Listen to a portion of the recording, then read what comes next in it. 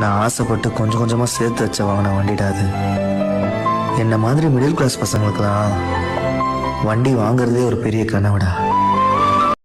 பிறக்கும் போதே நம்ம எல்லாத்தையும் கத்துக்கிட்டா பிறந்தோம். காலப்போக்குல ஒன்னொன்னா கத்துக்க வேண்டியதுதான். மனுஷனால சாதிக்க முடியாத எதுவுமே கிடையாது. குறி வச்சு அடிச்சா காக்காவையும் அடிக்கலாம், மனசு வச்சு அடிச்சா கடவுளையும் அடிக்கலாம். அவன் சரியான நேரம் மட்டும் காத்துங்கிறான். இவன் உசு பத்தி விட்டான், வருவான் பாரு.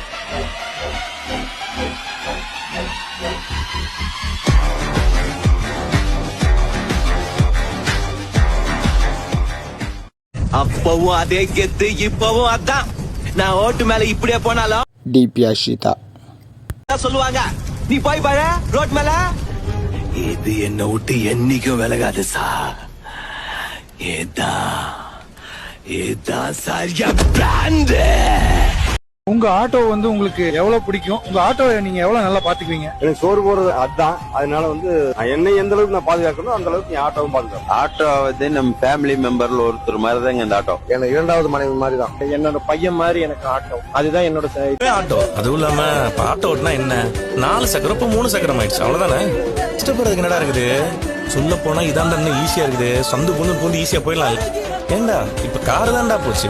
எனக்கு என்ன 2 காலா போச்சு. கார்ல என்ன பொழைக்க முடியாது. உடம்புல பலம் இருக்குது, நெஞ்சில நேர்மை இருக்கு, அது போதும். எந்த வேலையும் செஞ்சு வாழ முடியும். எனக்கு என்னடா, நான் இப்பவும் கெத்தா தான்டா இருக்கிறேன். இருந்தாலும் இப்படி ஆட்டோ ஓட்டுற அளவுக்கு டேய் இதுல என்னடா இருக்குது? கார் ஓட்டினா வசதி, ஆட்டோ ஓட்டினா குறைச்சலா?